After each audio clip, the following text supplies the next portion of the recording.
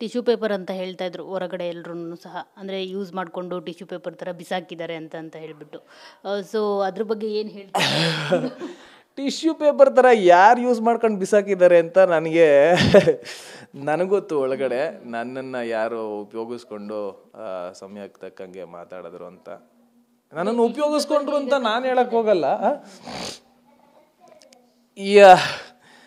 ನನಗೆ ಗೊತ್ತಿಲ್ಲ ಮೇಡಮ್. ಅಯ್ಯೋ, ಆ ರೀತಿ ಎಲ್ಲ ಹೇಳಿದ್ರೆ ನಾನು ಏನು ಹೇಳಿ. ಇಲ್ಲ, ನಾನು ಯಾರನ್ನು ಉಪಯೋಗಿಸ್ಕೋಬೇಕು ಅನ್ನೋದು. ನನ್ನನ್ನು ಟಿಶ್ಯೂ ಪೇಪರ್ ತವ್ರು ಉಪಯೋಗಿಸ್ಕೊಂಡ್ರು ಅಂತನ ಪಾಪ. ಅಲ್ಲ, ಆ ಟಿಶ್ಯೂ ಪೇಪರ್ ವ್ಯಾಲ್ಯೂ ಗೊತ್ತಾಗುತ್ತಲ್ಲ ಮೇಡಮ್. ಬಿಸಾಕಿದ್ರೂ ಪರವಾಗಿಲ್ಲ, ಏನು ತೊಂದರೆ ಇಲ್ಲ. ನಮಗೆ ಇದೊಂದೇ ಉತ್ತರ ಅಷ್ಟೇ, ಇನ್ನೇನು ನಾನು ಯಾರಿಗೂ ಏನು ಉತ್ತರ ಕೊಡೋಕ್ಕಾಗಲ್ಲ. ಇದೊಂದು ಉತ್ತರ.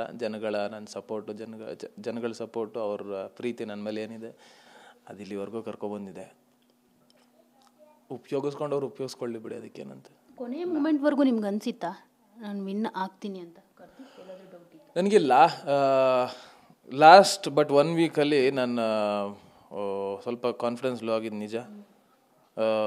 ಫಿನಾಲೆ ವೀಕ್ಗೆ ದುಡ್ಡು ತಂದ್ಕೊಡೋಕ್ಕೋಸ್ಕರ ಒಂದಷ್ಟು ಟಾಸ್ಕ್ಗಳು ಆಡ್ತೀವಿ. ಅದರಲ್ಲೂ ಯಾರೂ ನನ್ನ ಹೆಸರು ತೊಗೋತಾ ಇರಲಿಲ್ಲ. ನಾನು ವರ್ತೂರವ್ರಿಗೆ ಕೇಳಿ ತುಂಬ ರಿಕ್ವೆಸ್ಟ್ ಮಾಡಿ ಆ ಒಂದು ಟಾಸ್ಕ್ ಕೇಳಿಸ್ತೀನಿ. ಅದನ್ನು ಗೆದ್ದ ಮೇಲಂತೂ ಯಾವ ರೇಂಜಿಗೆ ಕಾನ್ಫಿಡೆನ್ಸ್ ಬಂತು ಅಂದರೆ, ನನಗೆ ಪ್ರತಿ ವೀಕಲ್ಲೂ ಟಾಸ್ಕ್ ಗೆದ್ದಾಗ ನನಗೆ ಬರ್ತಾಯಿದ್ದಿದ್ದು ಕಾನ್ಫಿಡೆನ್ಸೇ ಬೇರೆ. ಅದು ಬಿಟ್ಟರೆ ಎಲ್ಲರ ಜೊತೆ ಮಾತಾಡೋಕ್ಕೆ ಆಬ್ವಿಯಸ್ಲಿ ನಾವು ಸಣ್ಣ ಪುಟ್ಟ ವಿಷಯಗಳಲ್ಲಿ ಗೆದ್ದಾಗ ಟಾಸ್ಕೇ ಎಲ್ಲ ಅಲ್ಲದೇ ಇರಬಹುದು. Of course this is personality. But ಆ ಟಾಸ್ಕ್ ನನಗೆ ಗೆದ್ದಾಗ ತುಂಬ ಕಾನ್ಫಿಡೆನ್ಸ್ ಕೊಡ್ತಾಯಿತ್ತು. ಆ ಕೊನೆಯ ಟಾಸ್ಕ್ ಯಾವುದು ನಾನು ಗೆದ್ದೆ, ಅದು ಸಖತ್ ಕಾನ್ಫಿಡೆನ್ಸ್ ಕೊಡ್ತು ನನಗೆ.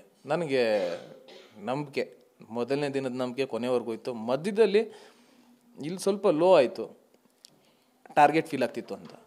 ಬಟ್ ವಾಪಸ್ ಬಂದಮೇಲೆ ಐ ಕ್ಯಾನ್ ಸಿ ದಟ್